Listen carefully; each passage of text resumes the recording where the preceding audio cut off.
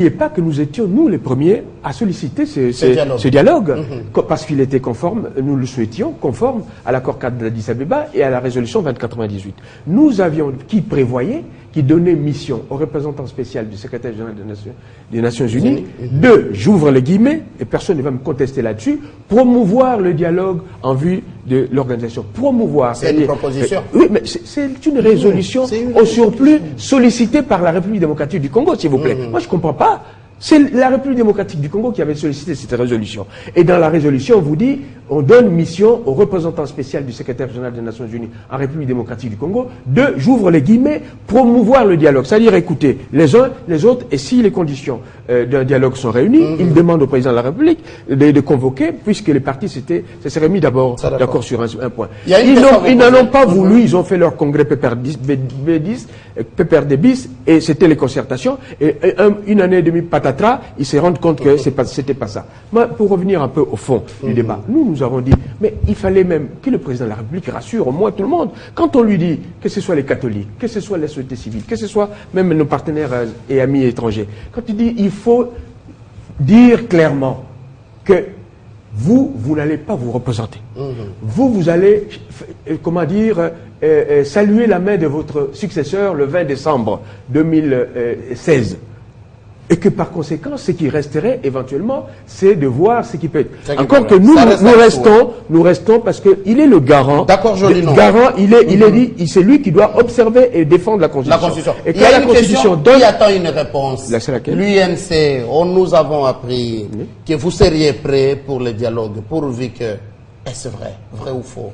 Dites quand même aux gens. Nous le disons clairement. Nous avons été précurseurs de ces dialogues, aux conditions qui n'ont pas changé. Vous ne répondez pas. Non, je dis ceci. Nous sommes. Vous êtes d'accord pour le dialogue actuellement ou pas? Attendez. Entretenir le flou. Non, il n'y a pas de flou. Écoutez-moi bien. Nous avons dit le dialogue conformément, ça c'est au début, conformément à l'accord cadre et à la résolution 2098. Ils en ont voulu, oui ou non? Non. Nos amis de l'UEPS, qu'est-ce qu'ils disent? C'est la même chose. Oui, pourvu que ce soit conforme à l'accord cadre d'Addis Abeba. Donc toute l'opposition était d'accord là-dessus. Sauf que nous, chat échaudé craignant toujours l'eau froide, nous connaissant les manœuvres de la Kabylie, nous avons dit, attention, c'est vous-même ayant été... Oui, entre autres, c'est normal. Votre président, c'est normal. Oui, ça je peux vous le dire qu'en connaisseur de la Kabylie, il connaît. Et donc, il peut faire profiter de cette expérience l'ensemble de l'opposition. Donc nous disons, s'il y a nécessité et qu'il s'avère que la classe politique se veut d'un dialogue, pourvu que les barrières, les garde-fous souhaités jusque-là par nous soient là, et donc nous pensons que nous pourrons de nouveau regarder, mais il n'y a pas de bonne foi. La bonne foi, c'est on nous dit, on ne modifie pas la Constitution, mais on ne donne pas l'argent à la moyens. Priorité, il faut qu'on dise élection prévue dans la Constitution. Ça, c'est des préalables. On se rend compte, on dit si c'est des préalables, on pourrait évoluer. La majorité, Ferdinand Kambere, on vous charge ici, vous êtes des beaux parleurs, où vous allez respecter la Constitution, mais vous ne financez pas, manque de volonté. Mais on respecte toujours la Constitution. Et mon co-débatteur, Jolino, il dit d'ailleurs que le chef de l'État est le garant de la Constitution. Mais il a failli me frustrer lorsqu'il dit que l'accord cadre d'Addis Abeba, pour lui, on a donné une mission au secrétaire général des Nations Unies. Résolution 2098. Oui, je sais. Qu'on lui a donné la mission de venir promouvoir les dialogues dans notre pays. Ça, c'est une aberration. Non.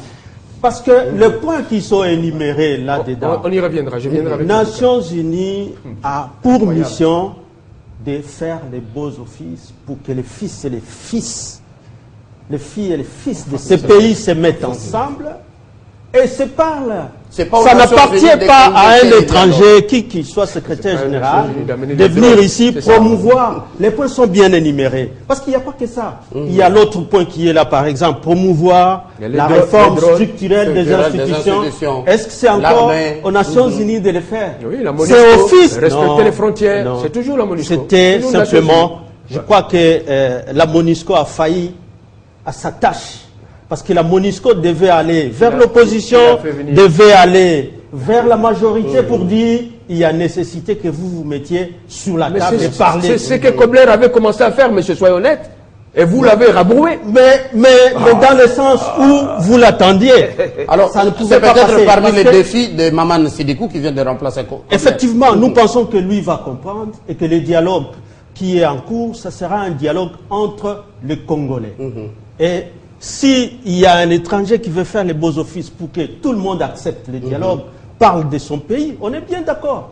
Mais pas toute autre mission de promouvoir quoi que ce soit, alors qu'on est là. S'il vous plaît, c'est avec les mots de M. Ferdinand Cambéré qu'on va mettre fin à cette émission. S'il vous plaît, faute du temps, nous sommes en direct. On devait se rendre à Brazzaville pour parler du oui par référendum du peuple et puis du soutien de la France à Sassou et peut-être ces critiques des Américains face à ce qu'on appelle référendum. Avant de nous quitter, nous allons saluer notre frère qui se trouve au Katanga à Lubumbashi, qui s'est immolé pour dire non à la corruption de nos frères de la police de roulage. Non, il faut avoir le courage de dénoncer.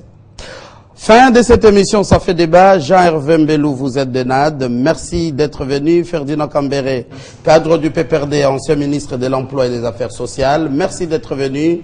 Maître Innocent Kadiata, vous êtes juriste et acteur indépendant. Merci d'être venu.